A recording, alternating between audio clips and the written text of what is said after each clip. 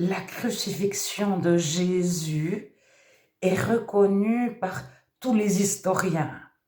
Enfin, il existe certainement une ou deux exceptions, mais les personnes qui ont étudié de près comment est mort Jésus, si Jésus avait existé, etc., même ceux qui ne croyaient pas du tout la Bible, sont certains que Jésus a été crucifié.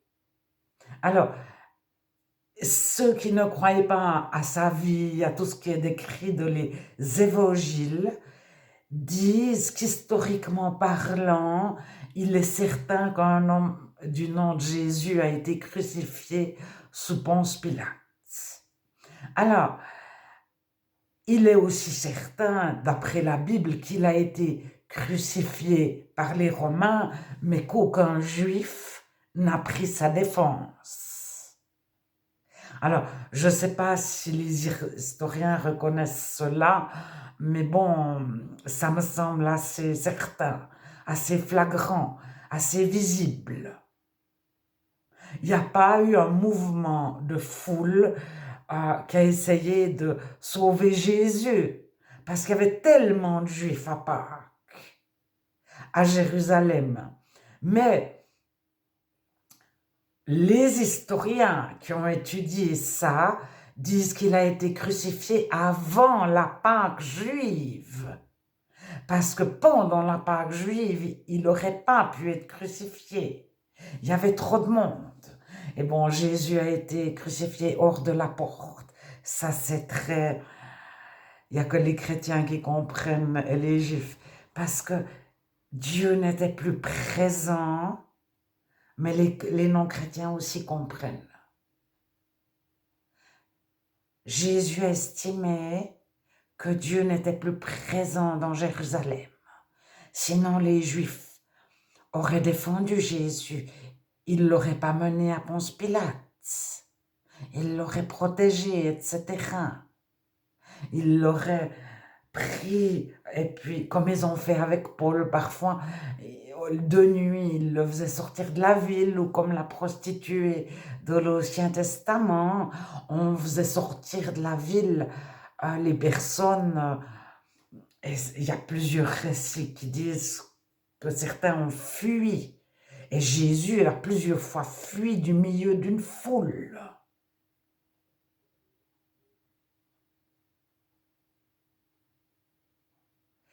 Alors, Jésus crucifié hors de la porte, ça signifie en dehors de la ville de Jérusalem, et ça signifie la présence de Dieu n'est plus dans la ville de Jérusalem. Les religieux ne suivent pas Dieu. Alors, on a ça plusieurs fois dans l'Ancien Testament, où la présence de Dieu est parfois dans le camp, et parfois hors du camp. Et les chrétiens comprennent très bien ça, que de certaines églises, il y a Dieu, et de certaines églises, il n'y a pas Dieu. Et il y a un mouvement de chrétiens qui s'appelle les hors du camp. Ils sont sortis des institutions chrétiennes en disant la présence de Dieu n'est pas dans ces institutions, dans ces églises-là. Alors, il y a toute une symbolique, Jésus crucifié hors de la porte, ça veut dire, mais les gens de Jérusalem, les religieux ne suivent pas Dieu, ne font pas la volonté de Dieu. Dieu n'est pas présent, parce qu'il n'a pas été... parce que les gens l'ont rejeté. Dieu est présent partout, tout le temps. Mais à un moment donné, dans notre cœur, si on dit « je ne crois pas en Dieu », etc., la religion chrétienne, c'est faux, Jésus n'a jamais existé, Jésus, ouais, il a été crucifié, etc. Mais à un moment donné, Dieu se retire. Alors on a Hébreux 9, je pense, ou Hébreux chapitre 10, enfin le chapitre 9 et le chapitre 10 vont ensemble. Euh, m- mon âme, donc Dieu ne prend pas plaisir en la personne et il se retire. Mais à un moment donné, si on proclame Dieu n'existe pas, je ne suis pas chrétien, etc., eh bien Dieu, il s'en va. Alors, il ne s'impose pas, mais en même temps, c'est une mère, c'est un père qui aimerait prendre soin de ses enfants. Mais on a des fois des comportements d'ado totalement... on ne veut pas de Dieu.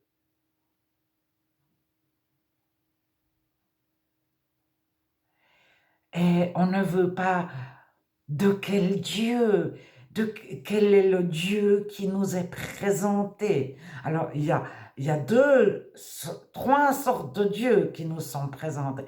Il y a un Dieu pour qu'on ne devienne surtout pas chrétien, le Dieu méchant, le Dieu tout ce qu'on...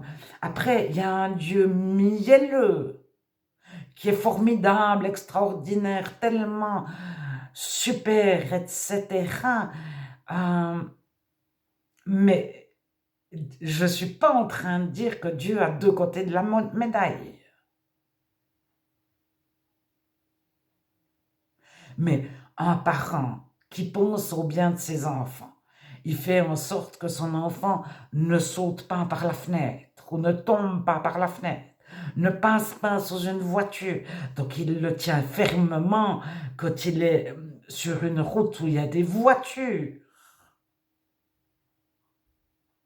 Alors, les voitures, pour nous, adultes chrétiens, qu'est-ce que c'est? Dieu nous tient fermement, parce qu'il ne souhaite pas que nous ayons du mal ou que nous fassions du mal. Nos petits enfants de 12 ans qui part avec la voiture, lui-même, il est en sécurité. Si il a volé une voiture puis il conduit, enfin, il est en sécurité.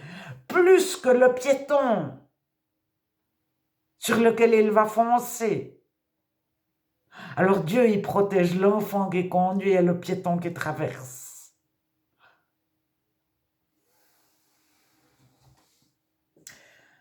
La crucifixion de Jésus est décrite dans les 4 évangiles.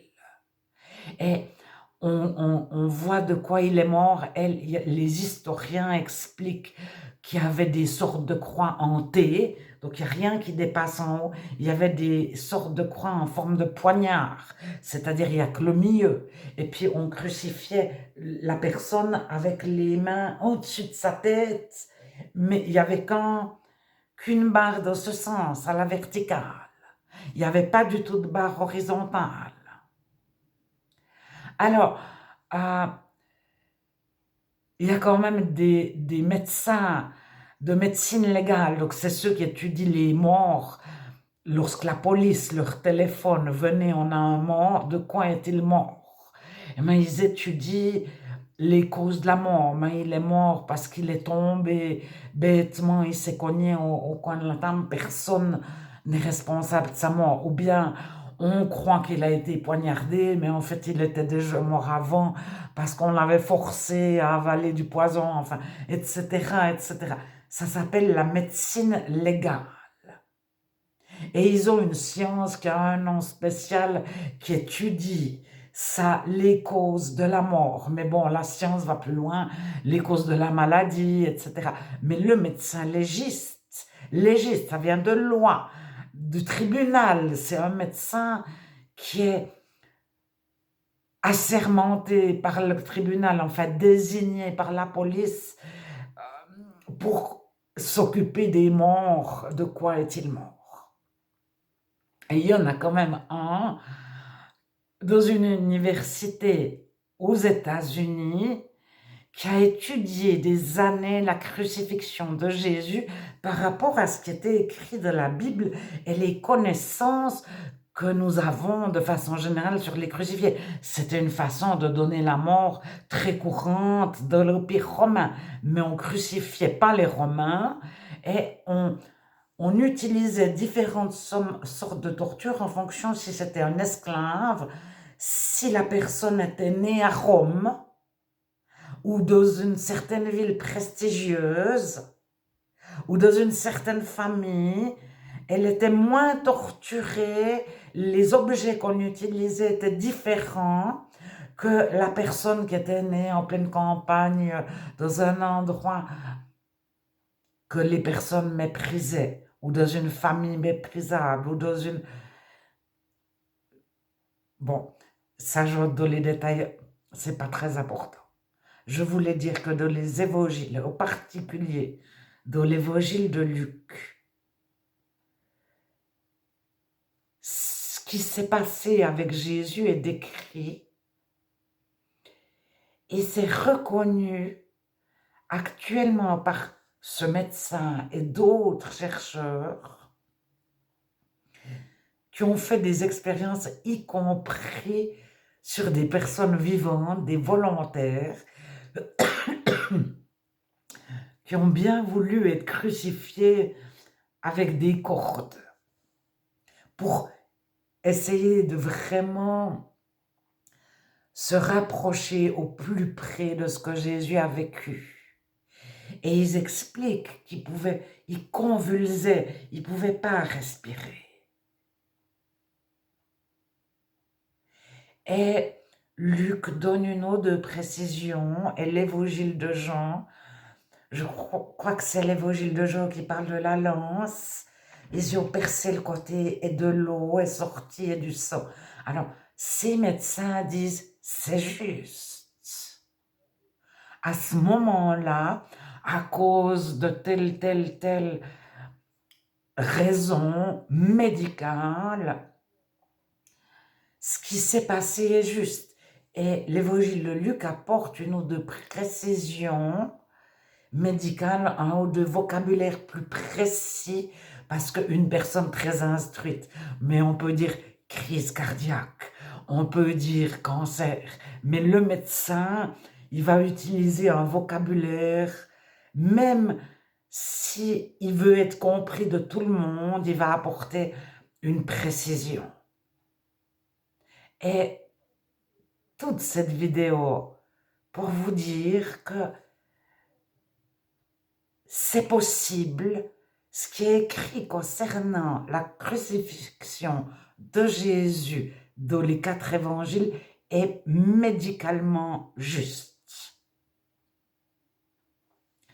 Les médecins reconnaissent, les médecins qui ont étudié, il y en a plusieurs dans l'histoire,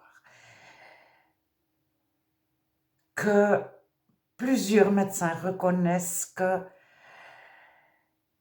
le temps que Jésus a mis pour mourir, etc., à cause aussi de ce qu'il avait vécu avant d'être crucifié, etc., etc., tout est juste. Et c'est ce qui fait que la Bible n'est pas une haégographie. Une haégographie, c'est lorsqu'on veut créer un modèle. On connaît une personne que tout le monde admire et on y crée une histoire, on la place en héros. Haégographie, on y invente une histoire et tous les saints, par exemple Saint Nicolas, on sait qu'il a existé un homme qui aimait les enfants. Mais autour de ça, on a inventé. Et on y a donné un certain âge, on y a dit qu'il avait été là, etc. Peut-être qu'un de ses voyages est vrai, je sais pas, je ne connais pas l'histoire de Saint-Nicolas, mais si un de ses voyages est vrai, on y en invente 10 autres. Et le but, c'est de créer un modèle pour le petit peuple, puis dire, voyez celui-là. Alors, ce sont des imitations, parce que Jésus, c'était aussi son but d'être un modèle. La lumière qui éclaire, qui montre la voie, le chemin, la direction, mais c'est aussi la lumière qui éclaire le cœur. Rien n'est caché devant lui.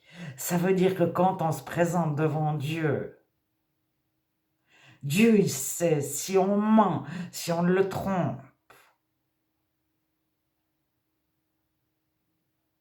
Mais il sait aussi pourquoi on ment. Peut-être que c'est nos systèmes de défense. Peut-être qu'on a été entouré de menteurs.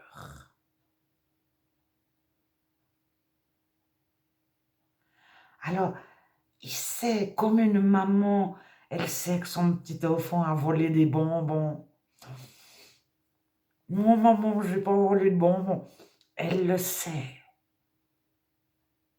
Elle aime son enfant, mais elle veut pas qu'il s'étouffe avec des bonbons. Alors Dieu, quand il nous met en lumière, c'est très différent que quand c'est fait par une personne qui nous accuse. T'as fait faux. Dieu, il nous dit, t'as fait faux, mais je t'aime, je te pardonne, je te console, je t'enlève ton passé. T'étais entouré de gens qui mentaient. Et il nous rend propres, purs. On n'a pas mal, je ne sais pas comment dire, mais il met sa lumière. Et c'est pour ça que les chrétiens ne sont pas aimés en partie. Mais ils ne font pas exprès. Mais Jésus, il vient mettre de la lumière déjà chez soi-même. Et on n'a pas le but de dénoncer pour créer des conflits, mais pour créer des guérisons. C'est très différent.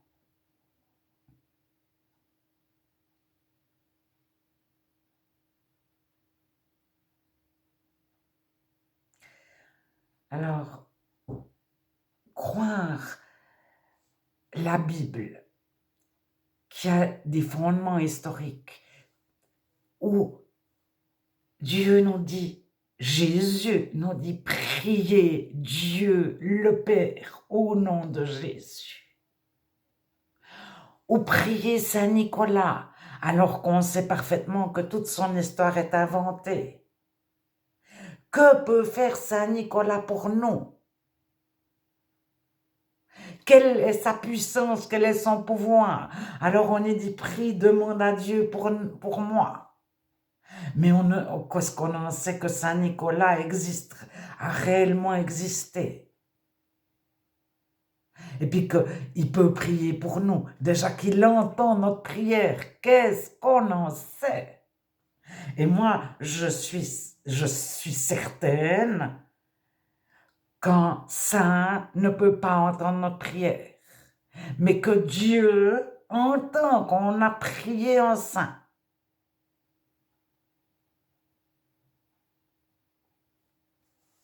Et c'est pour ça que parfois Dieu peut répondre, parce que lui a entendu notre prière, parce que même si on ne l'interpelle pas, on ne l'appelle pas, il entend.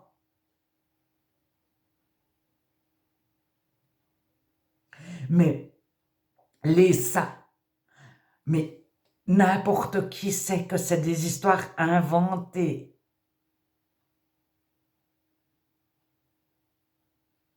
Enfin, peut-être pas n'importe qui. Je m'excuse s'il y en a qui ne le savent pas. Si je vous mets rechercher, ça se voit que ça faut demander à Dieu. Mais au moins Dieu, vous êtes sûr que c'est juste qu'il est tout puissant, il peut tout faire, il peut agir. Et les bouddhistes, par exemple, si on leur demande qui est le plus grand Dieu, Jésus.